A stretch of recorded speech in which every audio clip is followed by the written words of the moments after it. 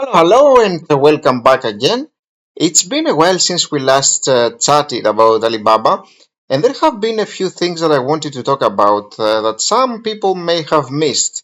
And I think they are interesting because they could potentially signal a turnaround for what has been happening with Alibaba. Now, obviously, that's not a given, but there are signs of something cooking, pretty much. And we'll talk about this. But first things first, I wanted to take a little bit of a look at the latest earnings report, which happened back in August. It was about 20 days ago, and they had missed expectations here in regards to the earnings. And after Eddie Wu took over, you will see that what they did here was about 243 billion won versus 249 that was expected. That's 34 billion in US dollars. And net income also a little bit less than what was expected here. Yet the company's shares were still up that day. And still, regardless of the results, the revenue was actually up year on year. While net income has dropped significantly, 29%, again it was expected, but still did a little bit worse than what was expected. Now, the thing about Alibaba is that we kind of expect this kind of situation happening with a company for a while. We do expect these subpar results for a while. That's what happens when a company is actually doing badly for a while and then they are mounting a comeback. You can never expect them to do it really, really fast. Unless it's a situation where they are not really losing money, but it's more like a rumor, as is what happened with Metaverse and Meta, pretty much, where they were not really losing money; they were actually spending money, and it was one of the core reasons why the stock went down that time significantly, and one of the good reasons why we made a ton of money there because we bought when the stock was down quite a lot. For no real reason. Again, it was more like the rumors and the company overspending, yeah. But still, the company's financial results were fantastic, and this is why eventually the stock pretty much skyrocketed and went up to 500 plus as it is right now. And I'm gonna make a separate video for Meta very very soon as well. It's interesting to see what's going on with that now. But there are some interesting things here about Alibaba, regardless of what is happening here with their growth, as we still see some interesting potential results here. Like for instance, you see that it achieved double-digit growth of gross merchandise value in Taobao and Tmall business, and also cloud accelerates. Interesting to see as well. Cloud's obviously very very important for these giants here, and they had quarterly revenue that hit 26.5 billion won, which is up 6% since last year. Interesting things here, but what is more interesting is some things that you may have missed potentially. Like, for instance, Alibaba is to convert, this has already happened, it's to dual primary listing status on Hong Kong Stock Exchange.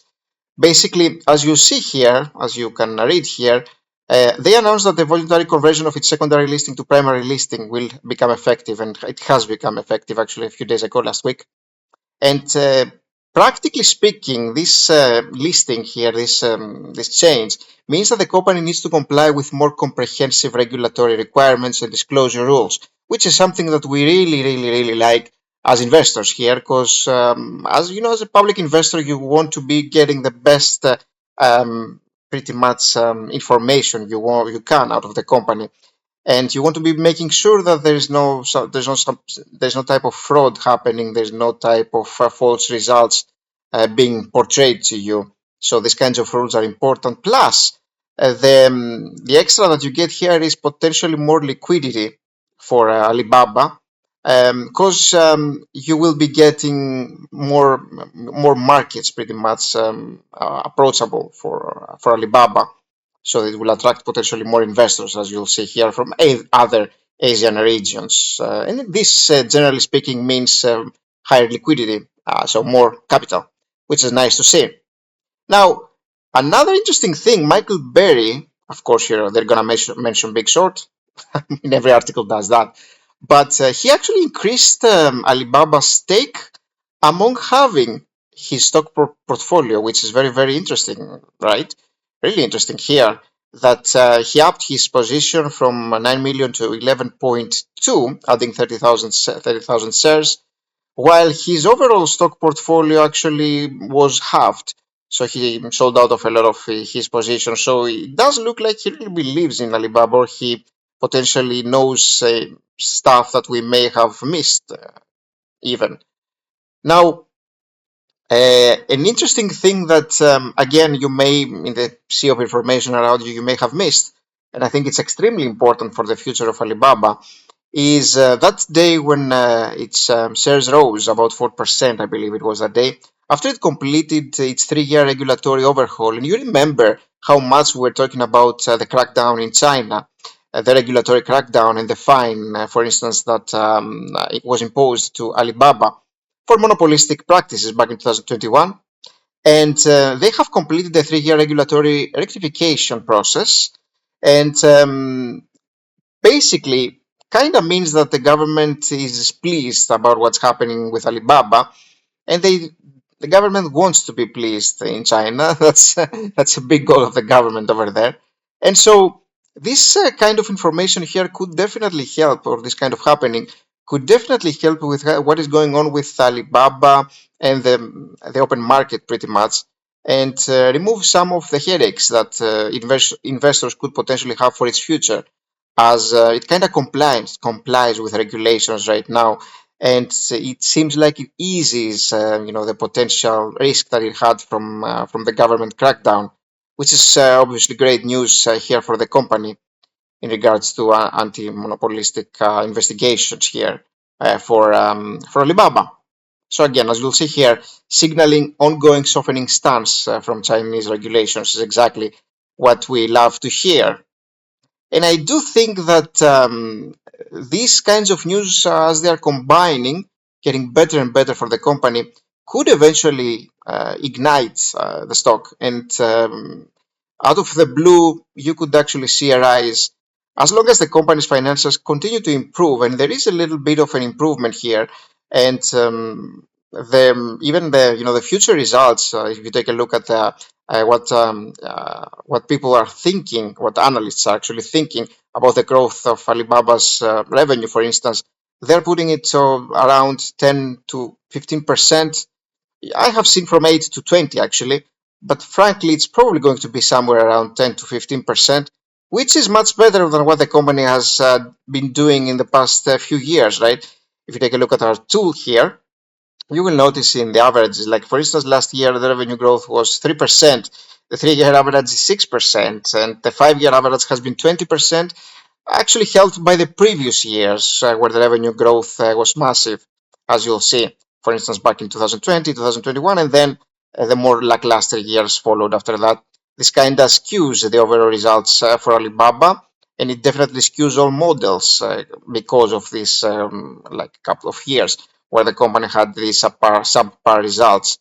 But we can factor this into our calculations here, as I'm going to do a quick discounted cash flow model just to see where we're at, because the fiscal year 2024 has been added here for the results from Alibaba, and it was a 3% rise for the last year. Again, this is going to skew our averages here, obviously. So again, we're seeing a 3%, a 6%. But as I told you, analysts are expecting something about something near 8%. So I'm going to go 8 to 15 actually. So I'm going to do that. I'm going to go 8, 12, and 15, and I've even heard as much as 20. And the net income margin for the company again is going to be massively skewed because of the subpar years. But typically, Alibaba is somewhere around 15 to 20%. And I'm going to go with a little bit, I'm going to start with a little bit lower, like 12. I'm going to go 13 and 14 here. I think is what makes the most sense, because remember, this is a 5-year discounted cash flow model. And the free cash flow margins now, Alibaba, and I can actually show that to you. I should have shown that before doing the free cash flow model, but okay. You will see that their margins have usually been much, much higher than typical, which is typically something around 80 to 100%, and this is what I typically use, and we can definitely do it here. But for Alibaba, it tends to be a little bit higher because of this depreciation, pretty much cash flow that is extracted. or added back to cash flow, I should say. It's extracted from net income, and so it actually skews the free cash flow upwards. And this is why it's happening. So we could even go, for Alibaba, it would make sense to even go maybe 100, 110, and 120 here. And you can be more conservative and go even lower, which obviously is going to affect the price that you're going to get out of the two. And an annual percent of 13, an annual return of 13% is what I typically ask for a stock, for any single stock really, or for most of them, frankly. Sometimes when a stock is riskier, I could ask for more in terms of annual return to mitigate that risk. And I hit calculate here with these averages and these projections. And you will see that with these kinds of projections here, these kinds of input, we are looking at a low to buy today. This is the max price to pay today based on this model of $105, 106 almost, 148 for the medium, and 197, almost 200 for the high, which I think makes a lot of sense for Alibaba. Frankly, I think I would put Alibaba to maybe somewhere around 140 to 150 today for its fair value. Somewhere around that, I think, would make sense based on the overall action of the company and the potential of the company as well. And if we want to be a little bit more conservative, we could also try the typical 80, 90, and 100, which is fairly conservative for Alibaba, and we are still within a range. 84, 121, 164, still looking great even after fiscal year 2024 has been added here for Alibaba's results. So the current price sitting at 82. This is an interesting opportunity among Alibaba's buybacks, among the new chief officer, among getting better results and among expecting better results, and also this kind of regulatory policies and actions that are happening around China tends to ease down, as we see right now, and this could have a profound effect. Not to mention Michael Berry, which I always want to be taking a look at because the guy really knows what he's doing, and yeah, he really understands. So I do think that maybe if for somebody who is not holding Alibaba and was scared, maybe it's a good time to think about it. I do feel that we could see some interesting price action going on for Alibaba in the upcoming months. Now, of course, I don't have a crystal ball, but things that I see around in regards to price action and news tend to show that something like that could be cooking right now. I don't know. We'll see. Again, I don't have a crystal ball. I'm just judging based on what I'm seeing around me, around the news and interpretation that I can make around this. So thank you for watching this, guys. I wanted to take a little bit of a fresh look at Alibaba, and stay tuned because I will also be making videos about the big guys: Apple, Microsoft, Amazon, all of these guys, Meta, of course, taking a look a fresh look. Nvidia as well, for instance, which has been the big name lately. See if this one is a good buy too. And yeah, this next few days, I'm going to be making videos about these guys and other videos too. So again, thank you for watching. I'll see you in the next one. Bye bye.